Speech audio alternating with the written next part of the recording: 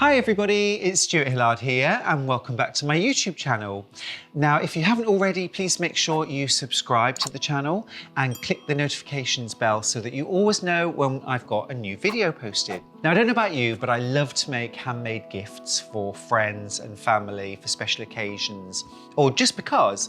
But you know, sometimes giving a handmade gift can feel like a bit of a mountain to climb because we end up biting off more than we can chew, and we try and make something really big. With that in mind, I've designed a quick and easy make, which is a really sweet gift to give and just takes a few minutes. It's my spectacle case and it's great for sunglasses too. I've done a nice pretty version here, but very easy to make for men, women, or for children as well. And it's super fast. You can use up your scraps of fabric. Now, I've added a little sort of embellishment at the top, a little contrast band of fabric. You could do it all in one solid fabric.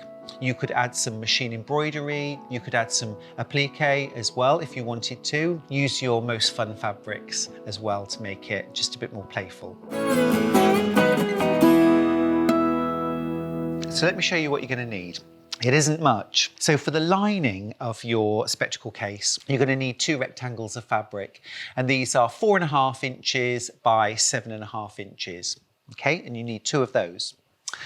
And if you wanted a plain outer, then just cut 2 more in your chosen fabric, 4.5 by 7.5 for the outside. But I'm adding that little contrast band.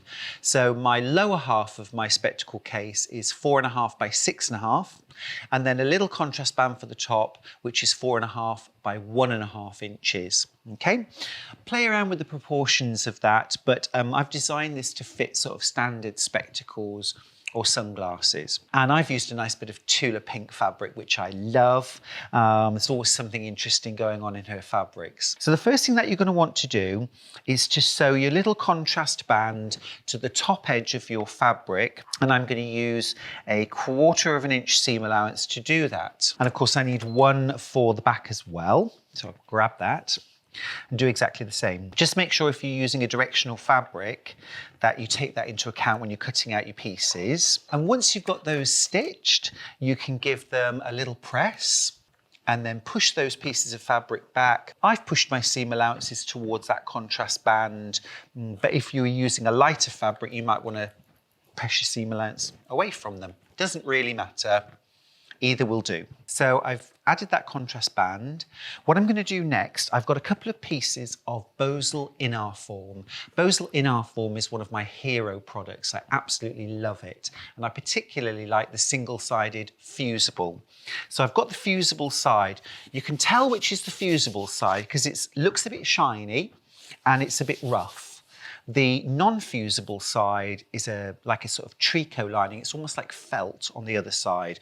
And that's how you can tell that's the non-fusible side.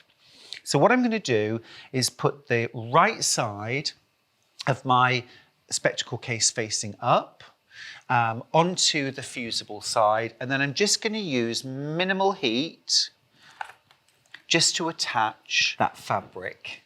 Okay, that's one done. And then I'm going to do the other. Okay, so I've got my outer ready. I've got my fabric fused on.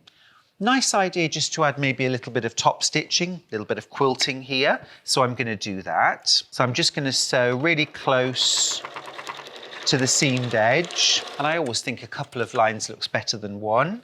So let's add a second line of sewing. Nice.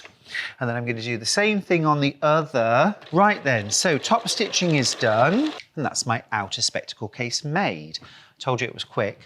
Now then, I'm going to grab my 2 lining pieces and I'm going to start by taking one of my spectacle case fronts and one of my lining pieces, and I'm going to put them right side to right side. Make sure everything's lined up. Now, when you're using Inar Form, because it's quite thick, it's quite difficult to pin through. So this is where some wonder clips come into their own. You can then just clip the fabric in place, holds it nice and secure, and it's much easier with foam. And what I'm going to do now is I'm going to sew across the top edge only, and I'm going to use a 1/4 inch seam allowance. So there's the first one done. Get rid of the wonder clips, and then I can do exactly the same thing with the back of my spectacle case. Just clip the fabric in place, I like them fairly low down so they're not in the way while I'm sewing. And then 1/4 inch seam allowance just across the top edge. We'll just press the fabric open now. Okay, so I'm going to lift it up, press it out of the way, and do that with both halves. I'm almost finished. I just need to put my spectacle case together. So what I'm going to do is I'm going to put them right side to right side, and I'm going to make sure that lining's touching lining and outer is touching outer. And I need to pin or clip the whole thing together. Now, of course, here we've got a few places that we need to match up. We need to match up the top of our bosal in our form and the bottom as well. Make sure the top and bottom always matches first. And then you're also going to want to make sure that your top stitching along that top band and the top band seam matches as well, because that's a very sort of obvious place where things will or won't match. And then we'll just get the lining together, and I'm going to use a few pins for the lining. Wonder clips are great when there's some sort of weight and bulk, but on just pinning fabric to fabric, they can sort of drag the fabric rather than pull it because they're quite heavy. So I tend to switch to pins there. So there we go. They've both got their uses. Now, I'm going to sew all the way around the outside edge, but of course I do need to make sure I leave a little gap in the lining in order to turn the whole thing through. So one of my little tricks to remind myself, because I'm an enthusiastic sewer and I tend to just completely forget to leave a gap, and I think probably most of us have done that at some point. I will put a couple of pins going the other way, sort of into the seam there and there. And that's a little sort of message to my brain, stop sewing and leave a gap. You know, it works for me. So I'm going to start at one of those points. And again, I'm using 1/4 inch seam allowance. Bob that pin out now. And I'm going to sew forward, and then I'm just going to reinforce. So I'm going to stitch backwards, use that little backwards facing arrow on your sewing machine, just to reinforce. Pivot at the corner. Now, once you get off the lining and onto the bosal, expect the feeling to change as you're sewing, okay? It's going to feel slightly different. You can hear it too, can't you? That thump, thump, thump as it goes through the bosal. But in our form's really easy to sew. You don't need to start changing feet. You don't need to put a walking foot on. But I think if you're not prepared for that change of feeling between lining, it can be a little bit of a shock. And as I get towards that last vertical pin, I'm going to now reverse back. I've sewn all the way around the outside edge, just left that little gap. If you ever forget to leave a gap in your lining, don't panic, don't start unpicking the whole thing. Just, you know, cut some stitches, 3 inches, 4 inches apart, and you'll have enough space to turn your bag through.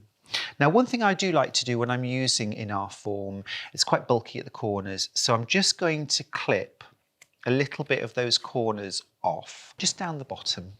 Yeah, so I've just clipped here and here, tiny little bit of the corner off, not too much though. And then through that gap that I left, I'm going to turn the whole spectacle case through. Now the lining's quite easy and the spectacle case itself is pretty easy as well.